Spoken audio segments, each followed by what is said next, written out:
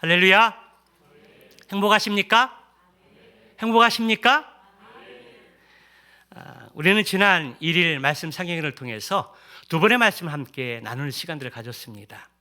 우리가 행복할 수밖에 없는 그 이유가 있다면 그것은 신명기 33장 29절의 말씀처럼 우리가 구원받은 하나님의 백성이기 때문에 그렇다라는 것입니다. 우리가 힘들고 어려운 일들이 아직 거치지 않고 근근히 살아가는 사람들도 있지만 우리는 구원받은 하나님의 자녀라는 것입니다. 그렇기 때문에 그 한 가지만 우리가 잊지 않고 기억할 수 있다면 그럼에도 불구하고 우리는 행복한 사람들이라는 것입니다. 그리고 이 어려운 시기에 하나님께서 우리의 구원의 방패가 되시기 때문에 우리는 행복하다라는 것입니다.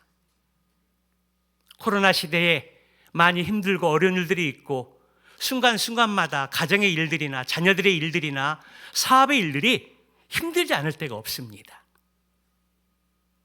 그럼에도 불구하고 우리 하나님께서 우리를 도우시는 방패라시라는 겁니다. 우리를 도우시는 방패이신 하나님이 계시기 때문에 우리는 행복한 사람들이라는 겁니다. 아멘이십니까? 그리고 오후에 우리가 말씀을 또 받았는데요. 목사님의 또 말씀 가운데 우리는 목회학 공부를 하면서 당신의 삶의 목표가 무엇입니까? 라고 질문을 받게 되었을 때 그 목사님은 그렇게 고백했다고 말씀을 했습니다. 내가 마음을 다하고 뜻을 다하고 힘을 다하고 생명을 다해서 하나님을 사랑하는 것입니다. 이것이 내 일생의 첫 번째 목표라고 그렇게 했습니다.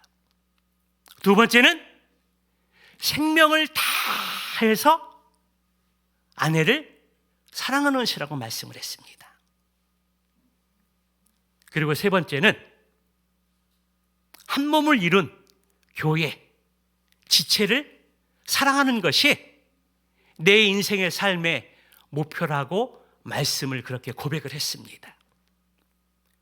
그 세 가지의 목표를 위해서 인생의 삶을 열심히 달려왔는데 덜컹 암이라는 존재를 만나게 되고 이제 수술을 하고 병상에 누워서 이것저것 생각해 보니까 잘한 것보다는 못한 것이 마음 가운데 몰려오게 되어졌고 실패한 일들이 많이 몰려왔다고 그랬습니다. 그것이 무엇인가 생각해 보니까 내가 마음을 다하고 뜻을 다하고 힘을 다하고 생명을 다해서 하나님을 사랑한다고 했는데 가식적인 삶이 많았다는 것입니다. 내가 생명을 다해서 하나님을 사랑하지 못했다는 것입니다. 그리고 또 하나, 생명을 다해서 아내를 사랑한 자라고 그렇게 뜻을 정하고 힘써 살아왔는데 수술을 하고 살 날이 얼마 남지 않았다고 이렇게 선고를 받고 보니까 생명을 다해서 아내 사랑한 일들에 대해서 소홀히 했다는 것입니다. 고생만 시키고 마음만 아프게 하고 상처만 준 일들이 너무나 많이 떠올라서 괴롭고 힘들었다고 말씀했습니다. 그리고 또 하나의 몸된 교회 지체를 사랑하는 것이 목표였었는데 내가 실수하고 내 허물 때문에 교회를 떠나는 형제들도 많이 있었고 자매들도 많이 있었고 온 힘을 다해서 지체를 사랑하지 못한 것에 대해서 깨닫게 되었습니다. 암 선고를 받고 수술을 하고 병상에 누워 있으면서 살은 빠져가고 힘들어하는 과정 속에서 하나님을 사랑하는 일들이나 아내를 사랑하고 남편을 사랑하고 교회에 지체된 형제자매를 사랑하는 그 일에 있어서 그 목표를 가지고 인생을 살아왔는데 사형 선고를 받고 보니까 그 일에 대해서 어느 것 하나 목표에 이룬 것이 아무것도 없다는 것에 대해서 많이 슬펐고 그것 때문에 아내와 울면서 하나님 앞에 회개했다는 그런 이야기를 듣게 되었을 때 제 자신을 돌아보았습니다. 나도 나의 모든 것을 들여서 하나님을 사랑하고 있는가? 하나님이 나에게 귀한 짝으로 주신 아내를 내 생명을 다해서 사랑하고 있는가? 행복한 우리 교회 담임 목사는 저를 세워주셔서 하나님의 몸된 교회를 사랑하고 지체들을, 형제 자매들을 사랑하라고 세워주셨는데 사랑하고 있는가? 자신이 없었습니다. 하나님께서 강사 목사님을 통해 주시는 그 말씀이 저에게 주시는 말씀 같았습니다. 한 주간 동안 그 말씀을 생각하면서 어떻게 하면 힘을 다해서 내 모든 것을 다 들여서 하나님을 사랑할 수 있을까? 내 생명을 들여서 어떻게 하면 하나님이 내게 주신 그 아내를 사랑할 수 있을까? 우리 귀하고 귀한 행복한 우리 교회 이 지체들을, 형제 자매들을 어떻게 내 힘을 다해서 사랑할 수 있을까? 생각하게 됐고 묵상하게 됐고 하나님 앞에 다시 기도하게 됐습니다. 그리고 내가 있는 것을 다 드려서, 내 생명을 드리고 내 모든 것을 다 드려서 다시 하나님을 사랑하기 위해서 무릎을 꿇고 아내를 사랑하기 위해서 또 최선을 다하고, 그리고 우리 아름다운 우리 지체들을 위해서 더 이기적인 모습이 아닌 아버지의 마음을 가지고 더 가까이 하고 사랑해야 되겠다, 그런 마음을 갖게 됐습니다. 사랑하는 성도 여러분, 우리가 많이 부족하고 연약하지만 지난주 일일 말씀 상행을 통해 주셨던 그 두 번의 말씀을 통해서 여러분과 저의 삶들을 한번 돌아보면서 내가 왜 행복한 존재인지, 그리고 우리의 삶의 목표가 무엇인지 다시 한번 점검하고 수정하는 가운데 하나님을 사랑하고 아내를 사랑하고 남편을 사랑하고 우리 교회 공동체 지체를 사랑하는데 함께 힘을 모아서 최선을 다할 수 있는 저와 여러분들 되시기를 주님의 이름으로 축원합니다. 오늘 본문의 말씀의 제목은 성경을 날마다 상고함으로 라는 제목입니다. 오늘 본문의 말씀은 예수님의 제자였기도 했고 또 바울의 지추이였던 누가라는 그러한 제자가 이 말씀을 기록을 했습니다. 그러면서 사도 바울의 삶의 스토리를 잘 기록을 했는데요, 사도 바울의 삶의 모습을 삶을 보게 되면 사도 바울의 삶은 고난의 연속이었다라는 것입니다. 그가 굳이 고난받지 않고 잘 먹고 잘 입고 잘 마시고 살 수 있는 인생의 위치에 있었었는데 예수 그리스도를 만난 그 이후부터 그는 복음의 십자가의 사명을 감당하면서 고난의 연속의 삶을 살았다라는 것입니다. 본문의 배경을 살펴보면 바울은 빌립보 지역에 들어가서 복음을 전하다가 모함하는 사람들의 고발을 받고 빌립보 감옥에 갇히게 되었습니다. 그것에서 모진 고난과 핍박을 당하고 착고에 차이고 지하 동굴에 갇히게 되었습니다. 그런데 그때 바울은 고난에 주저앉지 않고 하나님을 높이고 찬양하는 시간들을 갖게 되었을 때 놀라운 성령의 역사를 경험하게 됩니다.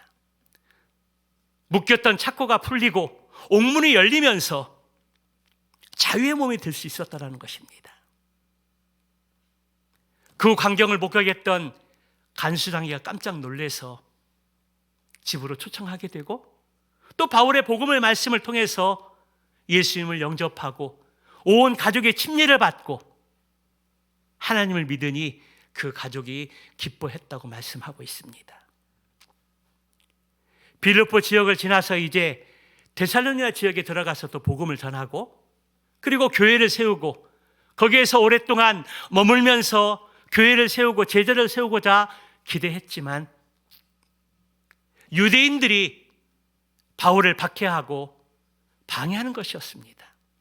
그래서 바울이 오랫동안 이 데살로니가 지역에 머물고 싶었지만 그런 방해와 박해가 있었기 때문에 더 이상 자신으로 인해서 데살로니가 교회 성도들이 핍박받는 것들을 원치 않았기 때문에 황급히 밤에 피신할 수밖에 없었습니다. 데살로니가 지역을 피신해서 그 다음에 도착한 지역이 바로 베레아라는 지역이었습니다. 이 베레아 지역은 데살로니가 지역에서 서남쪽으로 80km 떨어진 아주 작은 도시였었는데요. 그곳에 유대인의 회당이 있었습니다. 바울은 밤중에 피신해서 베레아에 도착하게 되었을 때에 가장 먼저 찾은 곳이 유대인 회당이었습니다. 바울은 그곳에 들어가서 또 그곳에 모여있는 사람들에게 하나님의 말씀인 복음의 말씀을 또 이렇게 전하게 되었습니다.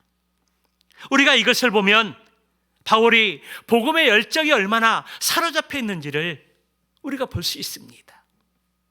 어디를 가든지 누구를 만나든지 복음을 전하는 일이 바로 바울의 모습이었던 것입니다. 그러나 데살로니가 지역에 있던 유대인들이 박해를 피해서 베레아 지방에 도착한 바울을 또 따라와서 방해하고 있는 모습을 본문을 통해서 볼 수가 있습니다. 바울의 일행이 베레아 지역에 와서 복음을 전하는데 거기에서 두 종류의 사람을, 두 가지의 반응을 경험할 수 있었다는 것입니다. 바울이 베레아 지역에 와서 회당에서 복음을 전하게 되었을 때에 유대인들을 비롯해서 많은 사람들과 헬라 기브인들과 남자들이 복음을 받아들이고 예수를 믿고 바울을 따랐다라는 것입니다. 그러나 데살로니가 유대인들은 바울이 복음을 전할 때 그것을 싫어하고 시기해서 시장에서 불량배들을 모아 폭동을 일으키고 도시를 혼란스럽게 했다라는 것입니다. 그들은 거칠었고 폭력적이었고 그리고 선동적이었습니다. 한마디로 비신사적이었습니다. 그러나 베레아 사람들은 복음에 대해서 완고하거나 편견을 갖지 않고 있었습니다. 데살로니가 사람들보다 너그러운 사람들이었습니다. 여기 너그럽다는 이 표현을 개역 한글 성경에서는 더 신사적이었다라고 그렇게 기록을 하고 있습니다. 더 신사적이었다. 고상한 성품을 가진 사람들이라고 일컫는 말입니다. 다른 말로 말하면 고정관념에 사로잡혀서 그것을 거부하는 것이 아니라 생각이 열려 있어서 말씀을 이렇게 기쁘게 받는 태도를 가리키는 것입니다. 그렇습니다. 성경 말씀을 듣고 공부할 때 진리를 받아들이기 위해서 개방적이고 수용적인 마음의 태도는 너무나 중요합니다. 우리가 이전에 옳다고 생각하던 것들이 하나님의 말씀을 통해서 성경의 진리와 다르면 기꺼이 나의 생각을 바꾸고 받아들이는 수용적인 마음의 태도가 중요하다라는 것입니다. 이런 점에서 베레아 사람들은 데살로니가 사람들보다 더 신사적이었고 우리에게 귀한 귀감을 보여주고 있습니다. 본문에서 바울이 유대인 회당에서 설교하게 되었을 때에 복음의 말씀을 전하게 되었을 때에 베레아 사람들의 말씀을 듣는 태도에 대해서 오늘 성경에서 우리에게 말씀해 주고 있습니다. 말씀을 들을 때 베레아 사람들의 태도는 어떠했을까요? 첫째로 오늘 본문의 말씀해 보니까 그들은 간절한 마음으로 말씀을 받았다고 그렇게 기록을 하고 있습니다. 베레아 사람들은 바울의 말씀을 증거할 때에 말씀을 받는 태도가 너그럽고 신사적이어서 간절한 마음으로 말씀을 받았다라고 그렇게 기록을 하고 있습니다. 하나님께서 바울을 통해서 말씀해 주실 때에 어떤 말씀은 오늘 내게 해 주실까? 기대하는 마음으로, 열린 마음으로 하나님의 말씀을 받았다라는 것입니다. 여러분, 오늘 여러분들은 이 귀한 시간을 내서 하나님께 예배를 드리면서 하나님께서 오늘 종을 통해서 말씀을 선포하실 때 여러분들은 어떤 마음의 자세로 이 말씀을 지금 받고 있습니까? 바라기는 오늘 베라 사람들처럼 간절한 말씀으로 마음을 받을 뿐만 아니라 오늘 하나님께서 나에게 어떤 말씀을 해주실 것인지 기대하는 마음을 가지고 열린 마음을 가지고 이 하나님의 말씀을 대할 수 있기를 주님의 이름으로 축복합니다. 마태복음 13장 8절 말씀에 보면은 씨 뿌는 자의 비유가 기록되어 있는데요, 예수님께서 말씀을 선포하실 때 말씀을 듣고 나타내는 사람들의 그 모습들을 우리 예수님께서 말씀해 주고 있습니다. 어떤 사람이 씨를 뿌리러 나가서 씨를 뿌렸는데 어떤 씨는 길가에 떨어졌다라는 것입니다. 그 뿌린 씨가 길가에 떨어졌는데 곧바로 새가 와서 그 씨를 먹어버렸다라는 것입니다. 또 어떤 씨는 흙이 많이 없고 돌밭에 그 씨가 뿌려졌는데 곧 싹이 났지만 흙이 깊지가 않아서 해가 뜨자 시들어버리고 뿌리가 없어서 곧 말라버렸다라는 것입니다.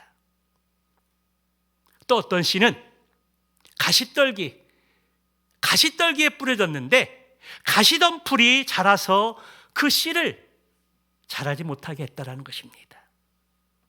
그런데 어떤 씨는 좋은 마음밭에 떨어져서 어떤 것은 열매를 맺게 됐는데 어떤 것은 100배, 60배, 30배 열매를 맺게 되었다라는 것입니다. 그때 제자들이 예수님께 와서 이렇게 묻습니다. 예수님, 왜 우리에게 비유로 이 말씀을 들려주십니까? 그러자 예수님께서 대답하시기를 백성들의 마음이 둔해졌고 귀로 듣지 못하고 눈이 감겨 있으므로 그들이 눈으로 보고 귀로 듣고 마음으로 깨닫고 돌아와서 내가 그들을 고친 일이 없게 하려 함이라고 그렇게 답변해 주셨습니다. 그리고 씨 뿌린 자의 비유에 대해서 자세하게 설명해 주셨는데요, 누구든지 하나님의 말씀을 듣고 깨닫지 못하면 악한 자가 와서 마음속에 뿌려진 것을 빼앗아가 버리는데 이런 사람들은 길가에 뿌려진 씨앗과 같다라는 것입니다. 돌밭에 뿌려진 씨와 같은 사람들은 말씀을 들을 때 기쁨으로 얼른 말씀을 받게 되지만 뿌리가 없어서 오래가지 못하고 신앙생활을 하다가 어려운 일을 만나게 되고 고난을 당하게 되면 믿음을 저버리게 된다는 것입니다. 또한 가시떨기에 떨어진 씨앗 같은 사람들은 말씀을 듣긴 듣는데 세상의 염려와 재물의 유혹으로 인해서 곧 넘어진다라는 것입니다. 그러나 좋은 밭에 떨어진 씨앗은 그 말씀을 듣고 결실해서 인내해서 열매를 맺게 되는데 어떤 사람들은 100배, 어떤 사람들은 60배, 어떤 사람들은 30배 열매를 맺게 되었다는 것입니다. 씨 뿌린 자의 비유를 통해서 네 종류의 밭을 말씀하는데요, 길가에 뿌려진 씨, 흙이 얇은 돌밭에 뿌려진 씨, 가시덤불에 떨어진 씨, 좋은 마음밭에 떨어진 씨가 바로 그것입니다. 사랑하는 성도 여러분, 오늘 이 네 종류의 마음밭을 보면서 나는 지금 어떤 마음밭을 가지고 있는지 한번 생각해 보시기 바랍니다. 여러분, 지금 나는 어떤 마음밭에 머물고 있습니까? 혹 말씀을 듣기는 들어도 우리가 깨닫지 못해서 사단 마귀에게 빼앗겨 버리는 상태는 아닌지 모르겠습니다. 우리가 지금 말씀을 듣기는 듣지만 말씀의 뿌리가 없어서, 말씀의 뿌리가 깊지 못해서 어려움이 생기고 고난을 받게 되면 쉽게 넘어지는 존재인지 모르겠습니다. 말씀을 듣기는 듣지만 우리에게 세상의 염려와 근심과 걱정과 재물의 유혹으로 인해서 어려움이 생기고 박해를 당하면 쉽게 넘어지는 존재인지 모르겠습니다. 그런 어떤 사람은 말씀을 들을 때 기쁨으로 열린 마음으로 그 말씀을 듣고 그 말씀대로 살려고 몸부림치면서 인내하면서 살아가게 되었을 때에 결실을 맺게 되는데 100배, 60배, 30배의 결실을 맺는 사람도 있을 것입니다. 사랑하는 성도 여러분, 지금 내가 머물고 있는 마음의 밭은 어떤 밭이십니까? 오늘 말씀을 들으면서 나의 마음밭은 한번 어떤 마음밭인지 점검하고 또 냉철하게 생각해 보시기 바랍니다. 그리고 열매를 맺지 못하는 그 이유가 무엇인지 그것을 점검하고 그 이유를 찾아내서 당장 땅을 기경하고 좋은 마음밭이 될 수 있도록 최선을 다할 수 있는 기회가 되시기를 주님의 이름으로 축복합니다. 아모스 8장 11절 말씀에 보게 되면 주 여호와의 말씀이니라 보라 날이 이를지라 내가 기근을 땅에 보내리니 양식이 없어 주림이 아니요 물이 없어 가람이 아니요 여호와의 말씀을 듣지 못한 기갈이라. 여호와의 말씀을 듣지 못하는 기갈은 하나님 말씀의 시대에 하나님께서 보내시는 기근이라는 것입니다. 이 기근은 양식이 없는 주림보다 물이 없는 가람보다 훨씬 더 무서운 기근이라는 것입니다. 왜 양식과 물의 가람보다 기근보다 더 무서운 기근일까요? 이 말씀은 우리의 영혼을 살리고 죽일 수 있는, 우리의 영혼을 살리는 그러한 말씀이기 때문에 그렇습니다. 사람의 생명을 살리는 말씀이기 때문에 하나님의 말씀을 듣지 못하는 영적 기갈이 양식보다 물보다 물의 기근보다 더 무섭다라는 것입니다. 디모데후서 4장 3절 4절 말씀을 보게 되면 때가 이르리니 사람의 바른 교훈을 받지 아니하며 기가 가려워서 자기의 사역을 따른 스승을 많이 두고 또 그 길을 진리에서 돌이켜 허탄한 이야기를 따르느니라. 마지막 시대가 되면은요, 말세의 때가 되면은요, 사람들은 진리의 말씀을 따르지 않습니다. 말씀을 듣기는 들어도 취사 선택을 합니다. 나를 즐겁게 하는 말은 그 말을 수용하게 되지만 나를 불편하게 하고 나에게 부담되는 말들은 듣지 않는다는 것입니다. 자기의 사역을 따를 스승을 많이 둔다는 것입니다. 이것이 바로 마지막 시대의 사람들의 모습입니다. 기도하면서 권면하고 도전해도 그 말씀을 있는 그대로 받지 않고 거부한다는 것입니다. 이것이 마지막 살아가는 마지막 시대의 사람들의 모습입니다. 그래서 우리는 하나님의 말씀을 듣고 읽을 때 열린 마음을 가지고 간절한 마음을 가지고 하나님의 말씀을 들어야 한다는 것입니다. 오늘 본문 11절의 말씀에 보니까 베레아 사람들이 더 너그러워서 개역 성경으로 더 신사적이어서 간절한 마음으로 말씀을 받았다라고 그렇게 기록하고 있습니다. 그런데 이 말씀을 곰곰이 묵상해 보니까 베레아 사람들이 너그럽고 신사적이어서 간절한 마음으로 말씀을 받았다기보다는 말씀을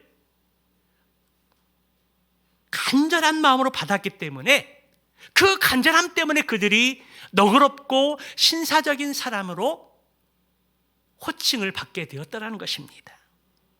너그럽고 신사적이어서 간절한 말씀을 받은 것이 아니라 간절한 말씀을 사모했기 때문에 그들이 너그러워졌고 또 신사적인 모습을 갖추게 되었고, 그래서 주변의 사람들에게 베레아 사람들은 신사적인 사람이다 라고 그렇게 불려졌다는 것입니다. 아멘이십니까?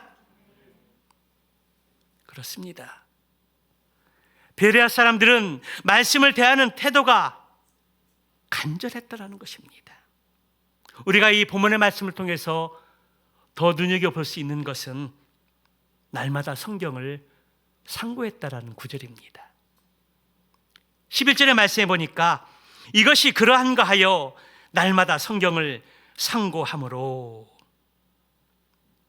베레아 사람들은 하나님의 말씀을 간절한 마음으로 말씀을 받고 말씀을 듣고 끝난 것이 아니었다는 것입니다. 이것이 그러한가 하여 날마다 성경을 상고했다라는 것입니다.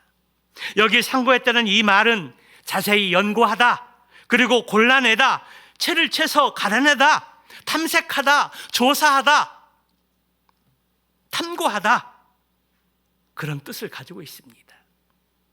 그리고 상고하다는 이 말씀에는, 말 속에는 사법적 신문과 관련된 용어라는 것입니다. 그러니까 다른 사람을 신문하는 것이 아니라 하나님의 말씀으로 그 말씀을 내 마음가운데 비추어서 내 자신을 성찰하고 내 자신을 신문하고 내 자신을 관찰했다라는 의미가 담겨져 있습니다. 여기 중요한 뜻이 있습니다. 하나님의 말씀으로 다른 사람을 신문하고 다른 사람에게 잣대의 기준을 대는 것이 아니라 그 하나님의 말씀을 내 자신에게 대는 것입니다. 하나님 말씀으로 다른 사람을 판단하고 정죄하는 것이 아니라 그 말씀으로 내 자신을 돌아보고 내 자신을 심사하고 탐색한다는 것입니다. 하나님 말씀으로 나를 신문하고 탐색할 때 겸손함을 갖추게 되고 다른 사람에게 너그럽게 그리고 신사적으로 대하게 된다는 것입니다.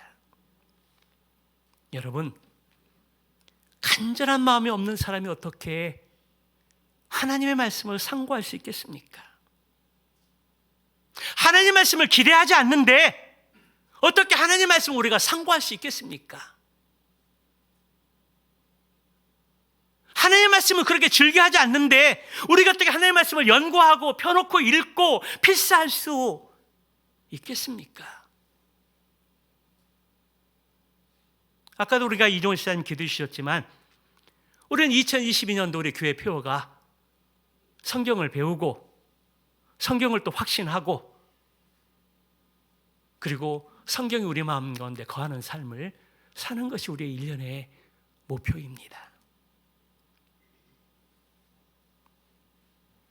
말씀이 간절한 사람은 말씀을 듣고 말씀을 또 묵상하면서 연구하게 될 때 하나님의 말씀이 내 삶 가운데 살아서 역사하도록 몸부림치는 사람입니다. 그냥 주일날 이 1시간에 앉아서 말씀을 30분, 40분 듣고 끝나는 것이 아니라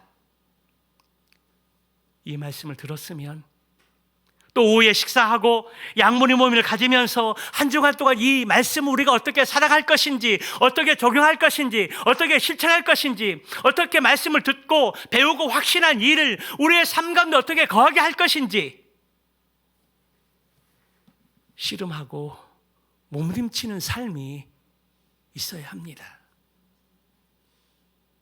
그런데 우리가 30-40분 말씀을 듣고 까마득하게 잊어버리고 세상이 바쁘고 분주해서 바쁘게 살다가 그 말씀 다 잊어버리고 와서 또 말씀을 들을 때 날마다 말씀이 새로운 겁니다. 말씀이 날마다 새로운 겁니다. 말씀대로 살려고 하는 몸부림이 없기 때문에, 적용하고 실천하려고 하는 그런 것들이 없기 때문에 말씀이 날마다 새로운 겁니다. 괴로움이 없고 고민이 없고 그냥 좋은 말씀으로, 나에게 은혜 주는 말씀으로 지나칠 때가 많이 있다라는 것입니다. 베레아 사람들은 선포된 이 하나님의 말씀을 통해서 시험을 치는 심정으로 자신을 채점하고 자신의 행위를 점검하면서 철저하게 조사하고 탐색하고 연구했다는 것입니다.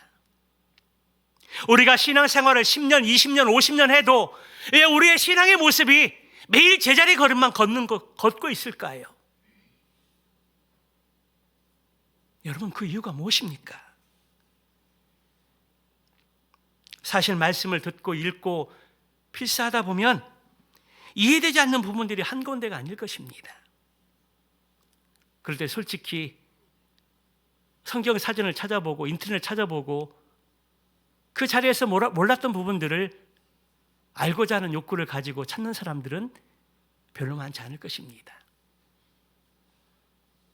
그냥 대충 넘어가는 것이 일반적인 우리들의 모습입니다. 주어진 성경 분량을 읽고 또 필사를 하려고 하다 보니까 시간에 쫓기고 힘들고 그래서 알고자 하는 그런 욕구들은 언감 생신에 지나지 않을지 모르겠습니다. 그냥 하나님의 말씀이니까, 진리니까 그렇게 지나칠 때가 우리에 많이 있다는 것입니다. 하지만 이해되지 않고 삼킨다고 해서 그 말씀이 내 삶의 일부분이 되는 것은 결코 아니라는 것입니다. 하나님의 말씀을, 하나님께서는 우리에게 하나님의 말씀을 그냥 덮어놓고 믿으라고 그렇게 하지 않았습니다. 80년대 부흥성회가 많이 열리고 부흥회가 많이 있었을 때 우리는 성경의 말씀을 거의 덮어놓고 믿었습니다. 강단에서 부흥 강사님들이 말씀을 선포하면 아멘, 아멘 그렇게 화답하고 성경을 덮어놓고 그냥 아멘만 부르짖고 외치는 시절이 있었다는 것입니다. 그러나 지금은 그렇게 믿어서 안 됩니다. 성경을 펴놓고 기도하면서 하나님, 오늘 내가 성경을 읽을 때 주의 말씀의 신비한 비밀을 깨닫게 해주십시오. 하나님, 오늘 이 말씀이 나에게 어떤 말씀 하실지 제가 기대합니다. 저에게 말씀해 주십시오. 종이 듣겠습니다. 그 심정을 가지고 성경을 읽고 그 마음을 가지고 성경을 필사하면서 하나님을 경험하고자 하는 그러한 기대가 있어야 한다는 것입니다. 그리고 우리가 말씀을 듣고 읽고 필사할 때 궁금한 것들이 있으면 찾아보기도 하고, 그리고 찾아서 답이 안 나오면 또 메모를 해놨다가 또 성경 공부 시간에 또 양무리 시간에 함께 그 질문을 나누면서 함께 공유하고, 그 질문 속에서 나의 답변은 무엇인지, 성경은 어떻게 말씀하고 있는지 함께 찾아보고 듣고 알아가는 것들이 너무 중요하다는 것입니다. 그냥 지나치지 말라는 것입니다. 그냥 무시해버리지 말라는 것입니다. 그런데 질문하려면 우리가 어떻게, 무엇을 해야 할까요? 성경을, 말씀을 잘 듣고 또 성경을, 기도 가운데 말씀을 또 읽고 또 성경의 저자의 마음을 달라고 기도하면서 성경을 필사하는 것들이 중요합니다. 듣고 읽고 필사하면서 말씀이 정말 그러한가? 이것이 그러한가에 날마다 성경을 상고했던 것처럼 들은 말씀들을, 읽은 말씀들을, 필사할 말씀들을 의문 없이 그냥 지나치는 것이 아니라 의심은 피하되 의문을 가지고 why? 왜라는 그런 질문을 가지고 말씀을 듣고 성경을 읽으면서 그리고 성경을 필사할 수 있는 저와 여러분들이 되시기를 축복합니다. 그것에 대한 베레아 사람들과 데살로니가 사람들이 그 마음의 자세가 틀렸다라는 것입니다. 한쪽은 진지하게 말씀을 연구하고 탐구한 반면에 다른 한쪽은 질투와 자존심의 진리를 탐구하지 않고 시기하고 질투했다는 것입니다. 같은 유대인들로서 기질은 같을지 몰라도 가치와 그 차이는 태도와 행동으로 드러나게 되었다는 것입니다. 데살로니가 유대인들은 새로운 진리를 접하게 될 때에 두 번 생각할 겨를가 없이 격정에 사로잡혀서 충동적으로 반응했을 뿐만 아니라 자신들의 생각이나 믿음과 다른 것에 대해서는 적개와 중호심을 가지고 소란을 일으키고 소동을 일으켰던 것입니다. 그것도 모자라서 데살로니가 지역에서 베레아까지 200명에 떨어져 있는 베레아까지 쫓아와서 바울의 사역을 방해하고 해방 놓았던 것입니다.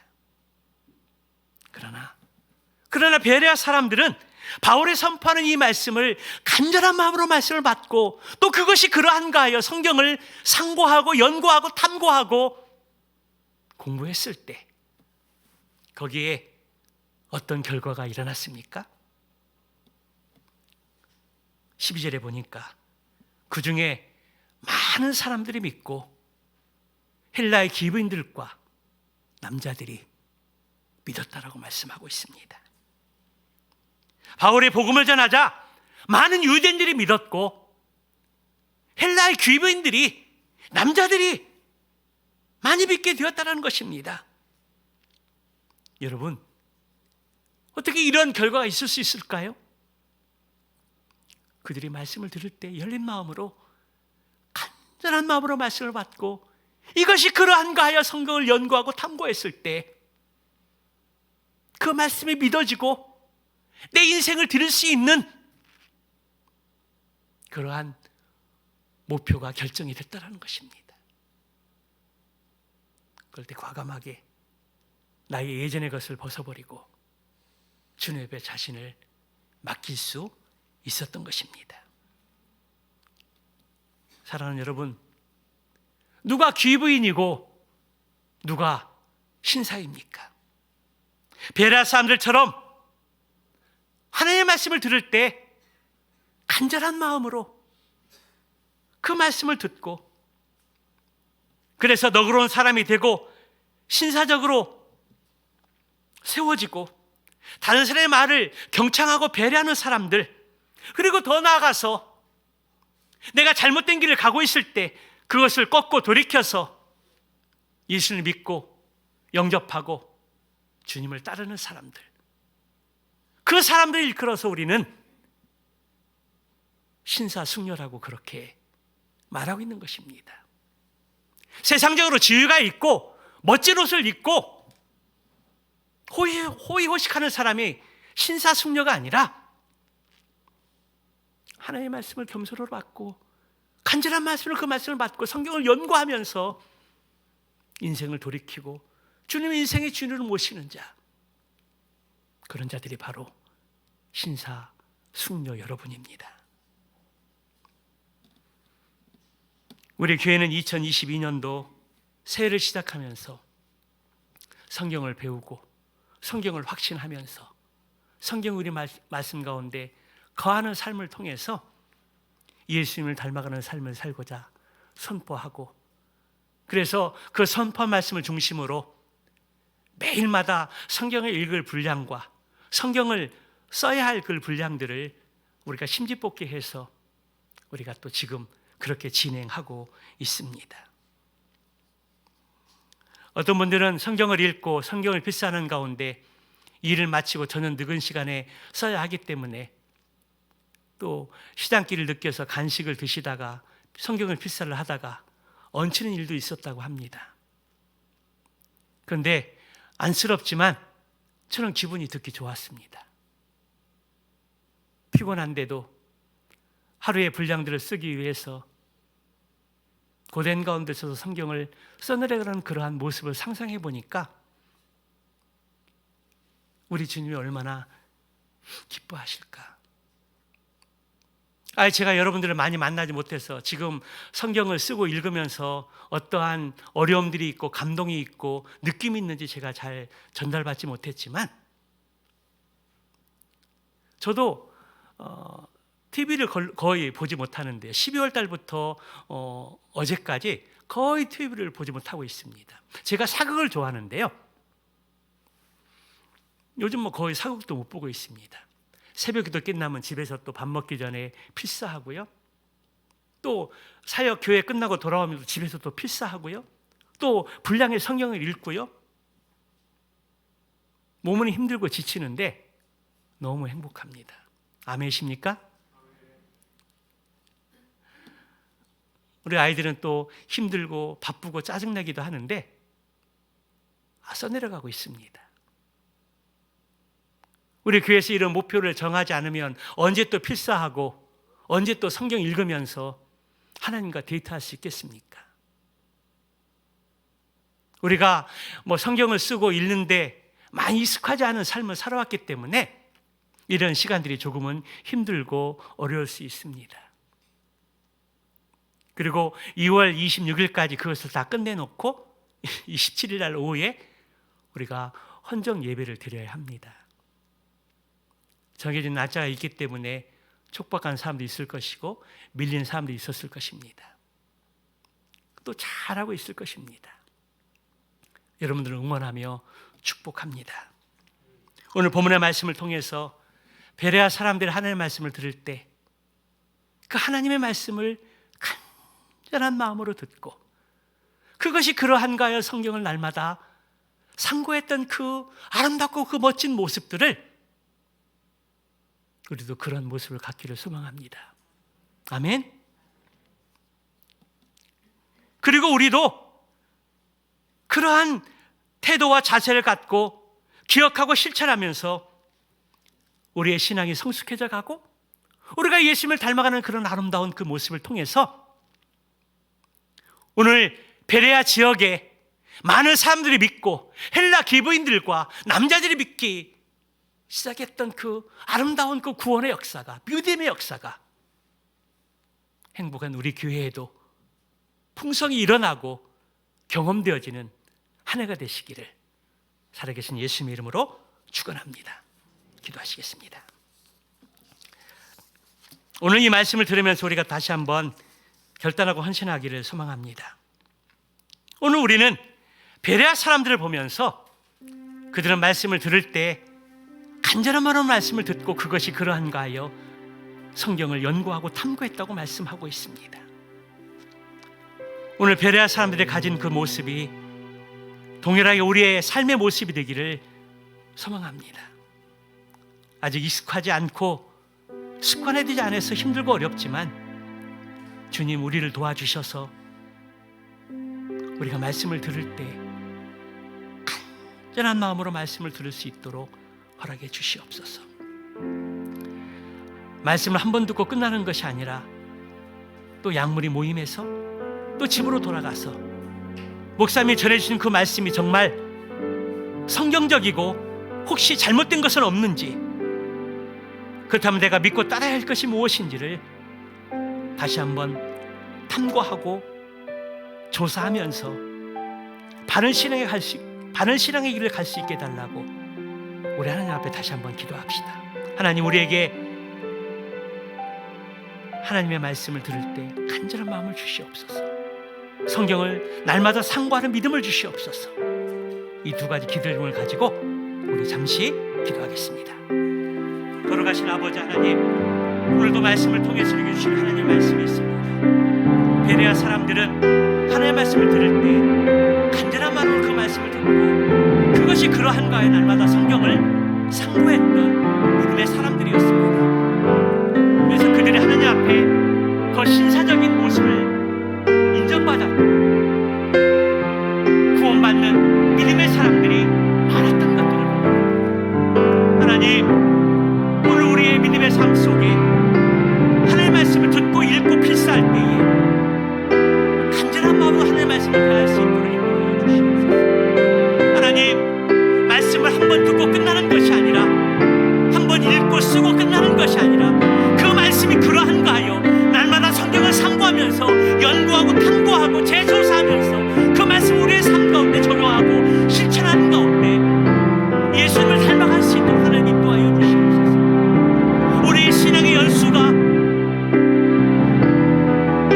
30년, 50년 많은 세월이 있지만 바뀌지 않은 우리의 모습들을 불쌍히 여기시고 오늘 다시 한번 성경을 배우고 성경의 확신을 또 성경이 우리의 마음속에 거하는 삶을 통해서 우리가 성성해지고 우리가 성숙해지고 주님을 닮아가는 그 믿음의 삶을 통해서 우리의 선한 영향력이 주변의 사람들에게 흘러들어갈 수 있도록 인도하여 주시옵소서. 그래서 믿지 않는 주변의 사람들이 우리의 삶을 통해서 우리의 선한 영향력을 통해서 십자가 복음의 삶을 통해서 주께 돌아오는 사람들이 많아지게 하시고 구원받는 그 역사가 충만할 수 있도록 하나님 인도하여 주시옵소서.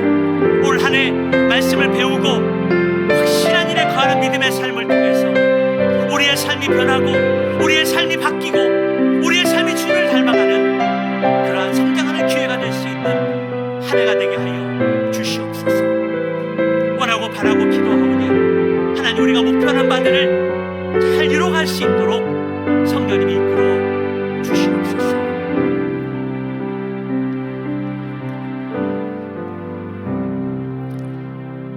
참 좋으신 아버지 하나님, 오늘 베레아 사람들의 귀한 신앙의 모습을 발견하게 하시니 감사합니다. 그들의 말씀을 들을 때에 간절한 마음으로 말씀을 받고 그것이 그러한가에 날마다 성경을 상고했던 그 아름다운 모습이 우리의 신앙의 도전이 되고 기감이 됩니다.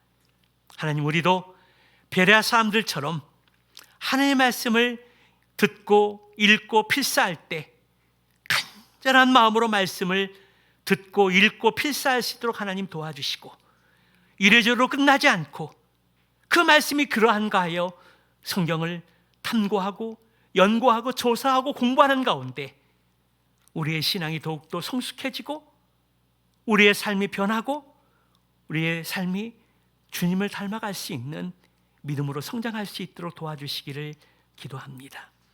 이러한 열정 있는 믿음의 삶을 통해서 선한 영향력을 가질 수 있도록 도와주시고 이러한 귀한 믿음의 삶이 믿지 않는 주변의 사람들에게 흘러들어가서 하나님의 복음의 십자가가 그들에게 하나님 전달되어서 구원받는 영혼이 주께 더할 수 있도록 인도하여 주시옵소서.